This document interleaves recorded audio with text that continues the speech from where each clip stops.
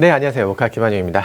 제가 이상한 데서 찍고 있죠. 여기 제 자리인데요. 지금 천재 이승국 씨가 오셔가지고 저기서 찍고 계셔. 무슨 이게 실화인가 싶어요. 요 밖에 네, 저런 차가 와 있고요. 지금 저쪽 스튜디오는 지금 점령당했습니다. 내 스튜디오에서 내가 쫓겨나서 참. 네, 어쨌든 지금 여기서 찍고 있는데요. 지금 바로 찍어야 될 일이 있어서 간단하게 설명드리고 넘어가려고 합니다. 우리 사무실 원래 이렇게 조용하지 않은데 왜들 이래?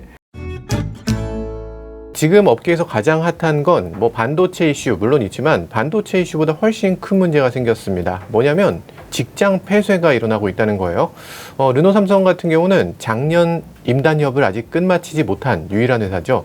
정말 놀랍게도 지금이 5월인데 작년에 임금 협상을 아직 못했다는 거예요. 이게 있을 수 있는 일인가 싶기도 하고요. 노조에서는 전면 파업에 나서고 있고요. 그리고 회사 측에서는 그것에 맞춰서 직장 폐쇄라는 강경 조치를 하고 있습니다.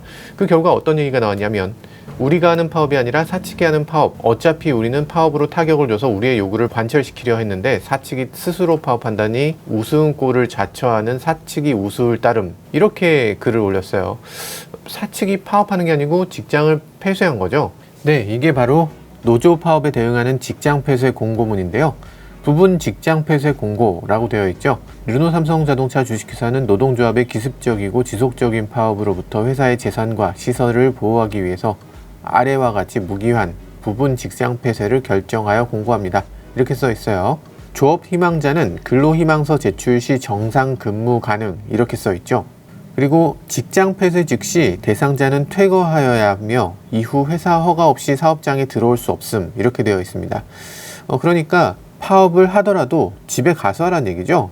직장 폐쇄를 정당하게 하려면 세 가지 조건이 있는데요. 첫 번째는 노동조합의 쟁의 행위 개시 이후에 이루어져야 된다는 점이죠. 그러니까 파업을 해야만 직장 폐쇄를 할 수 있는 거죠. 두 번째는 쟁의 행위에 대한 방어 수단으로서 상당성이 있어야 한다 라고 되어 있고요. 세 번째는 조업 복귀 의사를 명백히 한 경우는 철회해야 한다, 이렇게 되어 있습니다. 이 공고문에 따르면 복귀하고 싶은 사람은 언제든지 복귀할 수 있다고 되어 있으니까 사실 정당성은 있는 셈이죠. 직장 폐쇄가 이렇게 이루어지는 경우에는 직장 폐쇄의 대상이 된 근로자는 임금 지급을 받을 수가 없게 됩니다. 그리고 근로자가 생산시설이나 사업장으로 들어올 수 없게 되기 때문에 자기 편인 근로자만 데리고 일을 할 수 있게 되는 거죠.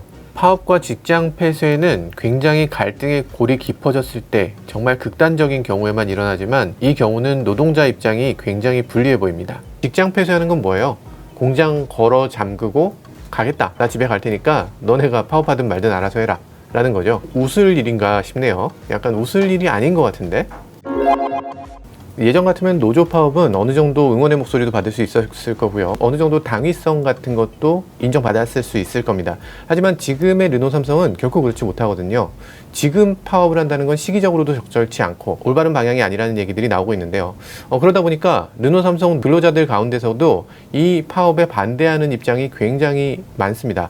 그래서 지금 노조가 전면 파업을 선언한 상황에서도 80%의 노동자들은 그냥 출근하고 있다고 해요. 그러니까 20%만 주장하고 있는 전면 파업, 이게 과연 파업으로서의 의미가 있는 것인가? 그리고 누구를 위한 파업인 건가 도대체? 이런 생각이 들 수밖에 없네요. 문제는 르노 삼성에서 그치는 게 아닙니다. 현대차, 기아, 한국 GM도 비슷한 문제를 겪고 있습니다. 최악의 문제는 쌍용차에 있습니다. 쌍용차는 지금 법정 관리 중에 있는데 법정 관리 중에서 노조가 파업을 준비하고 있다는 소식이 있습니다. 이게 그럴 수밖에 없는 게 법정 관리를 하게 되면 자연히 따라오는 게 강도 높은 구조조정일 텐데요. 구조조정을 그대로 받아들이지 않겠다는 입장인 거죠. 그렇기 때문에 지금 쌍용차야말로 어두운 그림자가 비쳐오는 것 같습니다. 부디 자동차 업계에 큰 문제 없이 여러 가지 일들이 잘 해결되길 바라겠습니다. 지금까지 저는 모카 김한영이었습니다. 감사합니다.